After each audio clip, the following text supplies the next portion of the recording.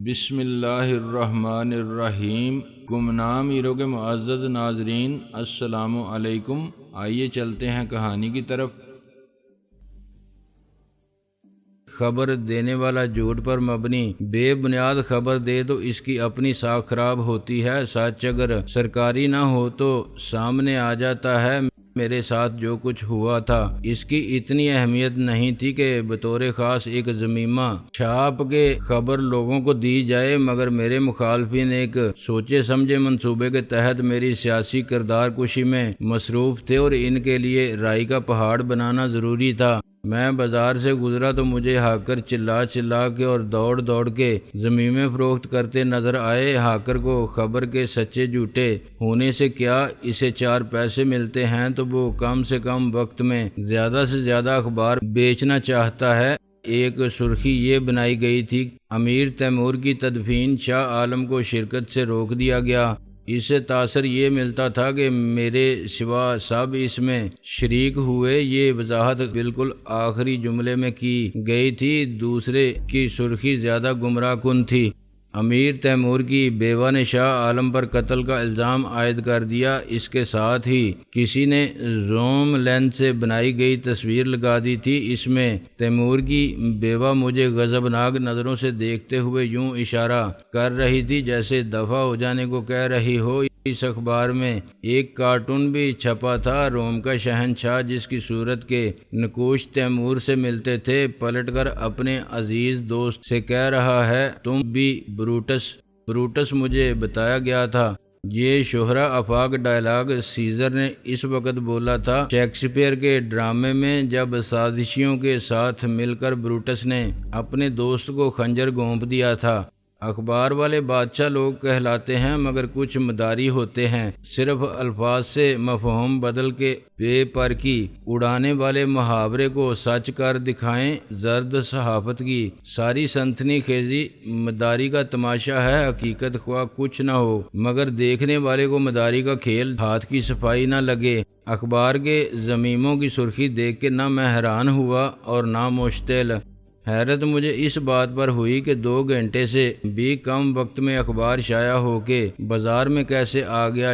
شاید ساری تیاری مکمل تھی۔ جاننے والوں نے کسی نہ کسی ذریعے سے جان لیا تھا کہ امیر تیمور کے جنازے میں صرف خاندان کے لوگ ہوں گے، لیکن میں اپنے خاص تعلق کی بنا پر دوستوں میں شامل ہونے کی کوشش کروں گا۔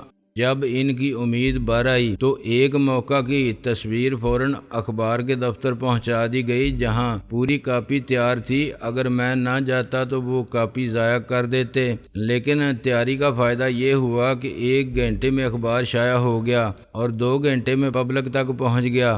میں نے سرخیوں پر ایک نظر ڈال کے اخبار رکھ دیے اور شبنم کے بارے میں سوچنے لگا۔ گزشتہ رات وہ بہت ایکٹیو تھی۔ وہ مجھ سے ملاقات کے لیے پولیس اسٹیشن پہنچی تھی۔ مجھ پر عائد کیے ہوئے بے بنیاد الزام سے زیادہ اس کی دلچسپی کا محور میری ذات اور میری شناخت تھی۔ جیسے وہ کسی نتیجے پر پہنچنے سے پہلے مجھے صفائی پیش کرنے کا آخری موقع دینا چاہتی تھی کہ جو پہلے کہا تم نے وہ میں نے بھی سنا، اور کچھ ہے تو کہو۔ جیسے سپریم کورٹ میں اپیل میں پرانے دلائل سے کام نہیں چلتا جو ہائی کورٹ میں دیے گئے تھے۔ نئی بات کیا ہے، وہ نکتہ کیا ہے جس پر ابھی تک غور نہیں کیا گیا۔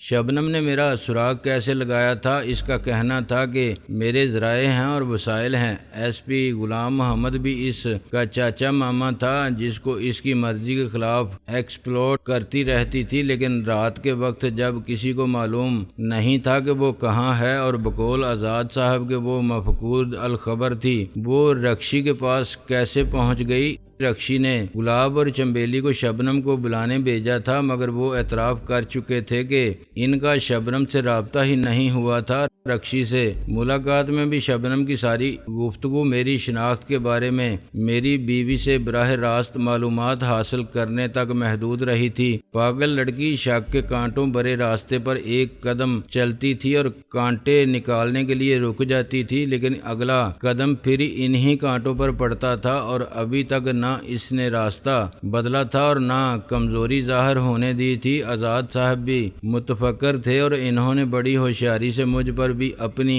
تشویش کے اسباب واضح کر دیے تھے۔ کیا واقعی شبنم پاگل پن کی اس انتہا تک جا سکتی ہے کہ وہ خود اپنے طور پر شاہ عالم کی قبر میں سے اس کی لاش نکلوائے اور ذاتی نگرانی میں اپنے بھروسے کے ڈاکٹروں سے ایک پوسٹ مارٹم رپورٹ حاصل کر لے، یہ جاننے کے لیے کہ پہلے دی جانے والی 2 رپورٹوں میں سے کون سی غلط تھی؟ بظاہر یہ ناممکن کام تھا اور یہ بہت سنگین جرم بھی سمجھا جا سکتا تھا، لیکن دیوانگی ناممکن کو ممکن بنا دیتی ہے۔ خدمات بھی معاوضے پر حاصل کی جا سکتی ہیں اور شبنم جیسی لڑکی اپنے کام نکالنے کے 100 گر جانتی ہے۔ سوال یہ تھا کہ اس پاگل پن کی انتہا کب اور کہاں ہوگی؟ آزاد صاحب نے اگر اسے بیٹی کی طرح پالا تھا تو وہ اس سلسلے میں کیا کر رہے تھے؟ مجھے معلوم تھا کہ آزاد صاحب ازلی و ابدی کنوارے ہیں۔ شبنم سے ان کے پیشہ ورانہ تعلق کا علم مجھے تھا، مگر اس کے ساتھ جذباتی وابستگی کا سبب مجھے معلوم نہیں تھا۔ آخر شبنم سے ان کا کیا رشتہ تھا؟ میں شبنم کے لیے خدا سے ہی دعا کر سکتا تھا کہ اس کی روح کو سکون دے اور اس کی عقل کو حقائق سے سمجھوتا کرنے کی توفیق عطا کر۔ مجھے کیا ضرورت ہے فکر مند ہونے کی اور اسے روکنے کی؟ وہ جائے شاہ عالم کی قبر کھودے، لاش کے ڈھانچے سے پوچھے کہ وہ شاہ عالم ہے یا نہیں، اور چاہے تو خود اس کے ساتھ دفن ہو جائے یا اسے اپنے بیڈ روم میں اپنے ساتھ سلا لے۔ میرا خیال ہے کہ جھنجھلاہٹ کے ساتھ میرا غصہ بڑھنے لگا تھا جب اچانک میرے موبائل فون کی گھنٹی بجنے لگی۔ رکشی نے کہا، شاہ جی تم کہاں ہو؟ میں نے کہا، میں ہمیشہ وہاں ہوتا ہوں جہاں مجھے نہیں ہونا چاہیے۔ تم جنازے میں شامل ہو؟ نہیں، امیر تیمور کی میت کو چند رشتہ دار گاؤں لے جا رہے ہیں، لیکن تم اتنی پریشان کیوں ہو؟ کہیں تم نے ضمیمہ تو نہیں پڑھ لیا؟ کون سا ضمیمہ؟ وہی جو میں پڑھ رہا ہوں۔ میں نے کہا، شاہ جی مذاق کا وقت نہیں ہے۔ کچھ دیر پہلے بیرسٹر سلطان محمود کا فون آیا تھا۔ وہ بولی انہیں کل سے دھمکیاں موصول ہو رہی تھیں کہ وہ تمہاری وکالت سے دستبردار ہو جائیں۔ سلطان محمود کے لیے یہ کوئی انوکھی بات نہیں ہوگی۔ وہ آج تمہاری ضمانت کے کاغذات داخل کرانے گئے تھے اور اب سے بے جا کی پٹیشن۔ انہیں پتہ چلا کہ پولیس نے تمہارا کوئی چلان ہی نہیں پیش کیا بلکہ صاف انکار کر دیا کہ تمہیں گرفتار بھی نہیں کیا گیا۔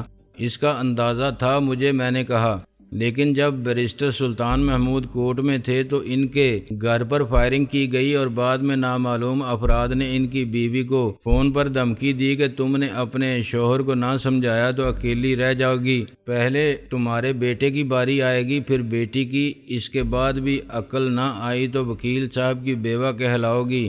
ظاہر ہے وہ عورت بہت ڈر گئی کیونکہ اس کے بچے 2 ہی ہیں اور وہ کالج میں پڑھتے ہیں۔ اس نے مجھ سے بات کی، بہت رو رہی تھی وہ۔ اس نے اپنے شوہر سے کیوں بات نہیں کی تھی؟ وہ کہہ رہی تھی کہ وکیل صاحب بھی ضدی آدمی ہیں، وہ نہیں مانیں گے، یہی کہیں گے کہ ایسی دھمکیوں سے ڈر کے کون وکالت کر سکتا ہے؟ جس کا جی چاہے کسی وکیل کو مجبور کر دے گا کہ مخالف کی وکالت چھوڑ دو، وہ قانون کا سہارا لیں گے یا ہمیں کہیں شفٹ کر دیں گے، مگر شاہ جی کی وکالت نہیں چھوڑیں گے۔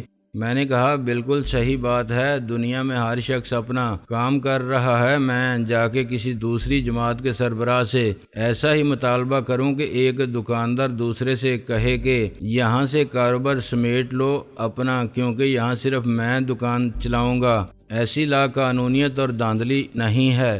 لا قانونیت کتنی ہے آپ جانتے ہیں شاہ جی، آپ سے بہتر بھلا کون جان سکتا ہے؟ میں نے کہا، اوکے، پھر میں کیا کروں؟ وہ چاہتی تھی کہ آپ خود بیرسٹر سلطان محمود کا وکالت نامہ منسوخ کر دیں۔ رکشی نے کہا، اور اس کے بعد کسے وکیل کروں یہ نہیں بتایا تھا؟ فائرنگ کرنے والے ان بزدلوں نے بعد میں فون کیا بیوی بچوں کو ڈرانے کے لیے۔ ان کے اپنے بیوی بچے نہیں ہیں کیا؟ میں نے برہمی سے کہا، بے وقوف ہوتا ہے وہ آدمی جو دوسرے کے گھر کو آگ لگانے سے پہلے اپنے گھر کو نہیں دیکھتا۔ بات کرتے کرتے میں شاہ عالم ہاؤس پہنچ گیا اور پھر سیدھا اس کمرے میں جہاں سے رکشی فون کر رہی تھی۔ وہ بری طرح ڈر گئی۔ اس سے مجھے اندازہ ہوا کہ اس کے اعصاب کتنے کشیدہ ہیں۔ حد کرتے ہیں، آپ بھی کہہ دیتے کہ میں آ کے بات کروں گا۔ کہنے کے لیے میں تمہارے سامنے پہنچ گیا۔ اب آرام سے بیٹھو اور بتاؤ کہ اتنا ڈرنے کی کون سی بات ہے؟ اس نے سر پیچھے کر کے صوفے کی پشت پر لگا دیا۔ مجھے اس کا کوئی تجربہ نہیں تھا جو اب ہو رہا ہے۔ آئی ایم سوری اگر تم سمجھتی ہو کہ میں نے تمہیں ایک پرسکون زندگی سے محروم کر دیا ہے۔ اس نے نفی میں سر ہلایا۔ وہ سکون نہیں جمود تھا جب میں یہ بھی سمجھ نہیں پائی تھی کہ آخر میری زندگی کا مقصد کیا ہے۔ صرف صبح سے شام کرنا اور شام سے صبح کرنا۔ اب مجھے اہمیت کا احساس ہوتا ہے لیکن ڈر زیادہ لگتا ہے۔ میری مانو تو اپنے آپ کو دوسرے کاموں میں مصروف کر لو۔ سوشل سروس، ثقافتی سرگرمیاں، بہت سے کلب ہیں، خواتین کی تنظیمیں ہیں، کوئی اسکول کھول لو اور اس کے انتظامی امور میں سب کچھ بلا دو۔ دن رات ایک کر لو، تھیٹر کرو، فلم بناؤ۔ جس کے پاس پیسہ ہو اور وقت بھی ہو وہ کچھ بھی کر سکتا ہے۔ کچھ بھی نہیں تو دنیا گھومنے جاؤ اور واپس آ کے سفر نامہ لکھو، اسے شائع کرا دو۔ لکھنا آتا ہے نا تمہیں؟ میں نہیں کر سکتی یہ سب۔ اعتماد نہیں ہے مجھ میں۔ آ جائے گا اعتماد بھی۔ یہ فون کا ریسیور کیوں نیچے رکھا ہے؟ اس نے کہا سارے فون ٹھیک ہو گئے تھے، خود ہی ٹھیک ہو گئے۔ وہ مسکرانے لگی۔ خراب بھی خود ہی ہوئے تھے۔ پھر گھنٹیاں بجنے لگیں، پتہ نہیں کون کون بات کر رہا تھا۔ میں نے تنگ آ کے آف دی ہک کر دیے۔ دستک پر میں نے باہر جا کے دیکھا۔ گلاب نے کہا کوئی تھانے دار ہیں جی، عباسی آپ سے ملنا چاہتا ہے۔ فرید عباسی، یہاں لے آؤ اسے، میں نے کہا۔ رکشی سیدھی ہو کے بیٹھ گئی۔ یہاں کیوں بلایا ہے اسے؟ تاکہ تمہارے سامنے بات کر سکوں۔ میں 1,00,000 اتنی ڈٹائی سے لے گیا اور مجھ سے باتیں کر رہا تھا فرض شناسی اور اصول پرستی کی۔ تم نے وہ چیک کینسل تو نہیں کرایا تھا؟ میں بالکل بھول گئی، رکشی نے کہا۔ اب تک اس نے کیش لے لیا ہوگا، میں نے کہا۔ ابھی پوچھتا ہوں اس سے۔ فرید عباسی اندر آیا تو بہت تھکا ہوا اور بیزار سا تھا۔ اس نے رکشی کی طرف دیکھ کے سر ہلایا، پھر مجھ سے ہاتھ ملا کے بیٹھ گیا۔ میں نے کہا کیا تم چیک کیش نہ ہونے سے پریشان ہو؟ آخر کیا ہوا؟ دستخط نہیں ملے یا بینک والوں نے کہا کہ 1 ہفتے کا نوٹس لاؤ؟ وہ کچھ حیران ہوا۔ کون سا چیک؟ رکشی نے کہا۔ شاہ جی کچھ گڑبڑ ہے اس معاملے میں۔ یہ کون سے عباسی صاحب ہیں؟ میں نے کہا میرے جاننے والوں میں ابھی دوسرا عباسی کوئی نہیں ہے۔ یہ فرید عباسی ہیں، سب انسپیکٹر ہے۔ سب انسپیکٹر تھا؟ وہ بولا۔ چیک کوئی اور لے گیا تھا اور مجھے وہاں لانے والا بھی کوئی اور تھا، رکشی نے کہا۔ ان کے نام سے فائدہ اٹھایا کسی نے؟ میں نے عباسی کو ساری بات بتائی تو وہ سوچ میں پڑ گیا۔ ایسا کون تھا جس نے میرا نام استعمال کیا؟ آپ دیکھیں گی تو پہچان لیں گی۔ ہاں مگر وہ پھر کہاں نظر آئے گا؟ رکشی نے کہا۔ میں نے کہا سوری یار، غلط فہمی کی وجہ سے میں نے تمہیں ذرا غلط لہجے میں مخاطب کیا، مگر تم 1,00,000 کے چیک کو چھوڑو، اتنے اداس اور پریشان حال کیوں لگ رہے ہو؟ مجھے معطل کر دیا گیا ہے، اس بار چھٹی بھی ہو جائے گی۔ خیر ایک نہ ایک دن یہ ہونا تھا۔ نوکری بس ایسے ہی چل رہی تھی اپنی۔ وہ بولا آخر ہوا کیا؟ میں نے کہا میں نے خالد عثمان اور خادم مرزا کے گھر سے چوکی داروں کو اٹھوا لیا تھا یہ معلوم کرنے کے لیے کہ صاحب لوگ کہاں ہیں۔ انہوں نے کیا بتایا؟ انہوں نے مان لیا کہ اس رات وہ اپنے ہی گھر میں تھے جس رات آپ پر الزام عائد کیا گیا تھا، انہیں قتل کر دیا۔ وہ بولا ظاہر ہے شرافت سے وہ ایسا بیان نہیں دے سکتے تھے، لیکن بعد میں وہ کہاں گئے اس بارے میں وہ کچھ نہیں جانتے۔ خالد عثمان کی 3 گاڑیاں ہیں، خادم مرزا کی 2، گھر کے سب لوگ استعمال کرتے ہیں۔ مطلب یہ کہ کوئی گاڑی کسی کے لیے مخصوص نہیں ہے۔ اگر وہ کسی گاڑی میں بیٹھ کے نکل گئے ہوں تو انہیں معلوم نہیں، وہ اندر سے باہر ہونے والوں پر نظر نہیں رکھتے۔ میں نے ان کا بیان ریکارڈ بھی کروایا اور لکھوا بھی لیا کہ وہ آدھی رات کے بعد گھر آئے تھے۔ ان کے بیان الگ الگ کمروں میں ریکارڈ ہوئے، مگر دونوں نے ایک ہی بات کہی کہ وہ شاہ عالم صاحب کی گاڑی میں گئے تھے۔ لینڈ کروزر ہے، سلور گرے رنگ کی، اسے بابر علی چلا رہا تھا۔ 3 گھنٹے میں وہ واپس آئے، ہرے رنگ کی ایک شراڈ میں، شراڈ گول شیپ والی، یعنی 86 کے بعد کا ماڈل، مگر رنگ جو اس نے بتایا وہ عجیب تھا، طوطے جیسا ہرا، پیرٹ گرین۔ کم از کم میں نے ایسی گاڑی آج تک نہیں دیکھی، اور وہ بھی شراڈ۔ دونوں نے کہا کہ گاڑی پر نمبر پلیٹ نہیں تھی، گاڑی انہیں گیٹ کے سامنے اتار کے چلی گئی۔ انہوں نے خوش اخلاقی سے گاڑی کے ڈرائیور کو خدا حافظ بھی کہا تھا، جس کا مطلب یہ ہوا کہ وہ انہی کا کوئی جاننے والا ہوگا۔ پھر وہ اندر چلے گئے تھے، اور اس کے بعد رات بھر گیٹ بند رہا تھا، نہ کوئی اندر گیا تھا اور نہ باہر۔ سارے اسپتال میں پہلے ہی چیک کر چکا تھا، کہیں خالد عثمان یا خادم مرزا جیسے حلیے کے کسی آدمی کی لاش نہیں پہنچی تھی۔ سب تھانوں میں پوچھ لیا تھا، ظاہر ہے وہ سب جھوٹ تھا۔ تمہارا کیا قصور اس میں؟ میرا قصور یہ بنا کہ جتنا مجھ سے کہا گیا تھا میں نے اس سے بڑھ کے کارکردگی دکھائی اور کچھ لوگوں کا کھیل چوپٹ کر دیا۔ شاہ عالم کے خلاف کوئی ایف آئی آر نہیں تھی، تھوڑی بہت تفتیش ہوئی تھی، ایک رات کے لیے روکا گیا تھا، اس طرح کے بعد میں ثابت کچھ نہ ہو۔ لیکن مجھے میرے وکیل کے علاوہ بہت سے لوگوں کے سامنے گرفتار کیا گیا تھا اور ہاتھ کڑی لگا کے پولیس کی گاڑی میں بٹھا کے لے جایا گیا تھا۔ وہ ایس پی غلام محمد کی بے وقوفی تھی، معلوم نہیں اس نے ایسا کیوں کیا جبکہ اسے سب معلوم تھا۔ اسے کیا ذاتی اناد ہے مجھ سے؟ یہ تو آپ جانتے ہوں گے شاہ جی۔ عباسی مسکرایا۔ تھانے سے آپ کو ایک الگ جگہ لے جانا تھا، تم نے اپنی کوٹھی پیش کر دی یا وہ کوٹھی کسی اور کی تھی؟ تم نے ایک کہانی سنا دی۔ وہ بولا، نہیں، میں نے غلط کچھ نہیں بتایا تھا، مجھ سے کہا گیا تھا کہ تفتیش سختی سے ہو اور ایسے کہ بعد میں ہم انکار کر دیں۔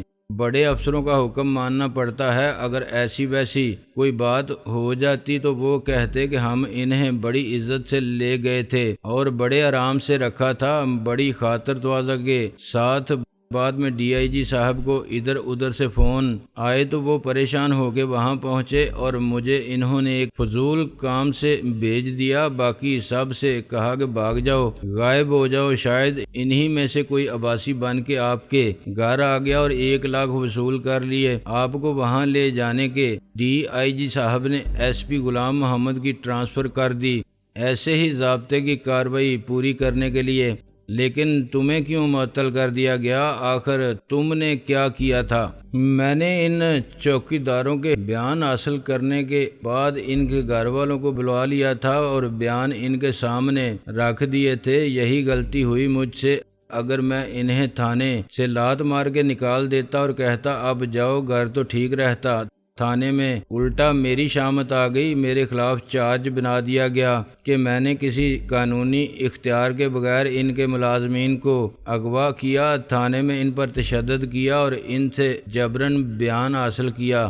مالکوں کے آتے ہی ملازمین بھی شیر ہو گئے اور انہوں نے کہا کہ تھانے دار عباسی نے جو ہم سے کہا وہی ہم نے لکھا۔ انہوں نے مجھ پر تشدد کا الزام عائد کیا اور کہا کہ انکار کی صورت میں ہمیں دھمکی دی گئی تھی کہ ہماری فیملی کو بھی اٹھا لیا جائے گا۔ خالد عثمان اور خادم مرزا پیسے والے کاروباری لوگ ہیں اور ان کا خاصا اثر و رسوخ ہے۔ مجھے خود ڈی آئی جی صاحب نے طلب کر لیا اور وضاحت مانگی۔ میں نے کہا کہ بابر علی نے ایک رپورٹ لکھوائی تھی جس کی بنیاد پر شاہ عالم کے خلاف دوہرے قتل کی ایف آئی آر درج کی گئی تھی اور انہیں گرفتار بھی کیا گیا تھا، مگر معمولی تفتیش کے بعد چھوڑ دیا گیا تھا۔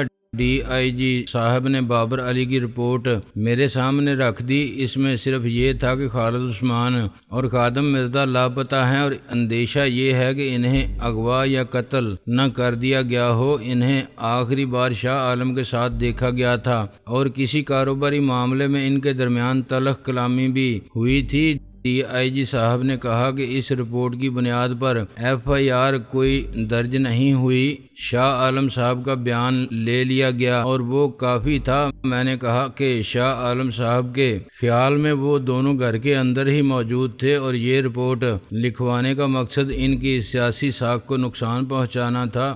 ڈی آئی جی صاحب بہت خفا ہوئے کہ تم نے صرف شاہ عالم کے کہنے پر اتنی غیر قانونی حرکت کی۔ بس اس کے بعد مجھے وہیں کھڑے کھڑے معطل کر دیا گیا اور سنا ہے میری برطرفی کی سفارش کی گئی ہے۔ میں نے کہا مجھے بہت افسوس ہے، یہ سب میری وجہ سے ہوا۔ اس نے نفی میں سر ہلایا، یہ بات تو ایک بہانہ بن گئی۔ پولیس میں قاعدے اور قانون کی عملداری ہوتی تو یہ محکمہ اتنا بدنام کیوں ہوتا؟ اب تو لوگ سنجیدگی سے کہتے ہیں کہ اس محکمے کو ختم کر دیا جائے تو آدھے جرائم خود ہی ختم ہو جائیں گے۔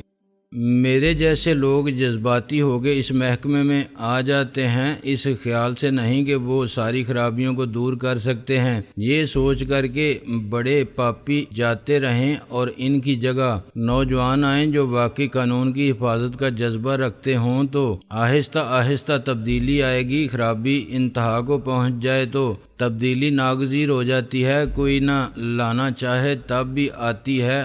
مگر تم تو چھوڑ رہے ہو یہ محکمہ۔ وہ ہنسا، میں نہیں چھوڑ رہا ہوں، مجھے نکالا جا رہا ہے۔